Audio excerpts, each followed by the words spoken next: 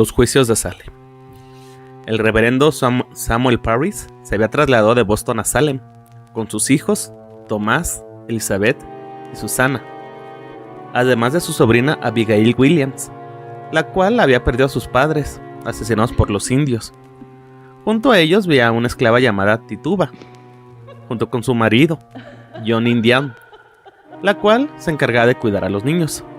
En febrero de 1692, empezaron a suceder algunos hechos extraños en la pequeña población de Salem, enclavada entre pantanos y habitada por trabajadores puritanos.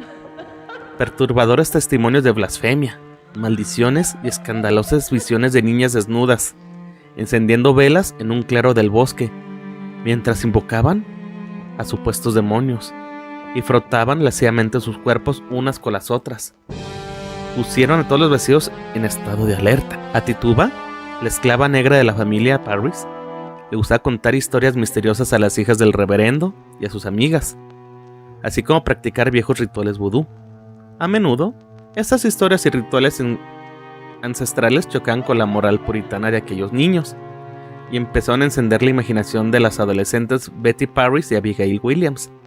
Un día, esas fueron sorprendidas bailando desnudas en un bosque, mientras Tituba realizaba sobre un caldero rituales vudú de los Barbados de su tierra natal. Según cuentan las crónicas de la época, las dos niñas empezaron a sufrir convulsiones en público y a pronunciar palabras y frases sin sentidos, a estallar en llantos súbitos y sin motivo aparente a tener comportamientos bestiales. En realidad, es muy posible que las dos niñas intentaran ocultar sus juegos sexuales, a los que muy pronto se unió Anna Putman, una niña de 12 años, hija de una de las familias más ricas de la población.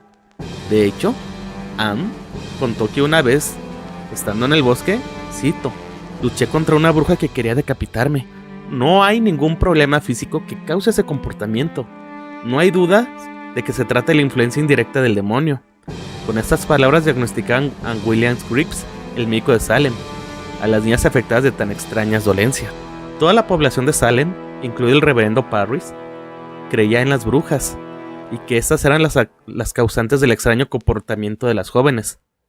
Para evitar la horca, las niñas acusaron a Tituba de incitarlas en ritos satánicos. No deja de ser curioso que el método usado para confirmar el caso de brujería de las dos niñas fuera de que el marido de la esclava, John Indian, preparase un brebaje a base de harina de centeno y orina de bebé y se lo diese de beber a un perro. Si el pobre animal desarrollaba los mismos síntomas que las presuntas embrujadas, el diagnóstico quedaría confirmado. En febrero de 1692 se inició el juicio a cargo de los magistrados Jonathan Corwin y John Haltromen, quienes debían dictaminar el origen de las posesiones diabólicas. Con la sala llena de público, se inició la sesión en la que los dos magistrados presionaron a la hija de Parris y a su sobrina para que señalaran a los culpables. Aquella situación dio lugar a una serie de acusaciones infundadas, en las que cada uno acusaba al más indefenso o a quien tenía más antipatía. La primera acusada fue Tituba, que para salvarse de las crueles torturas a las que se iba a ser sometida confesó públicamente, cito, he visto al diablo en el bosque. A veces toma la forma de un hombre muy alto, de pelo negro, o de perro negro, o de cerdo. Y he visto un pájaro amarillo besar el dedo de otra bruja.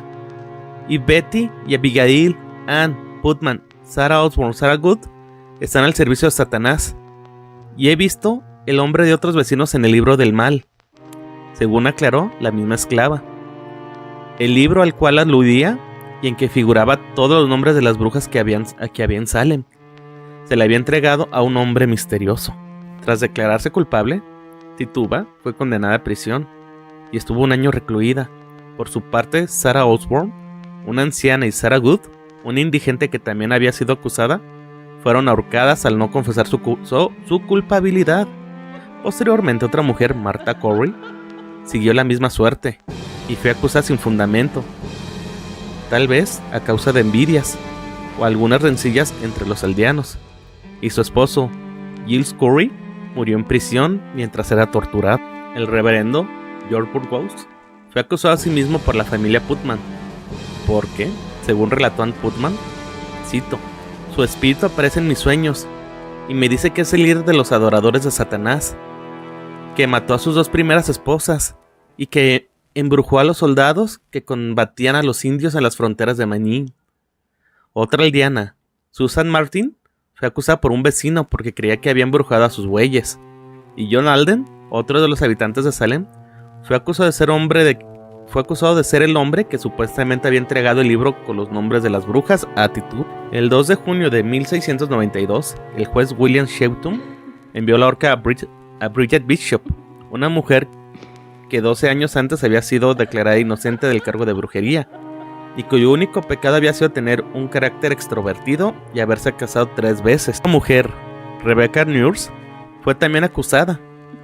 El juez, que la conocía bien, la declaró inocente, lo que provocó una tal oleada de vandalismo y salvajismo entre la población que el asustado magistrado tuvo que cambiar de opinión y ordenar que la ahorcaran de inmediato.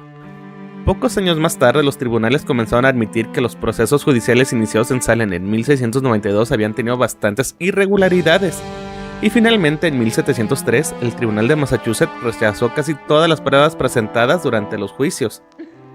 3 años más tarde, Ann Putnam, una de las niñas supuestamente embrujadas, pidió perdón a su iglesia y a las familias de los ajuiciados a la horca.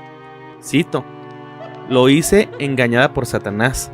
Por su parte, Betty Parris se fue de Salem con su padre, y el rastro de Abigail Williams se pierde a mediados de 1962.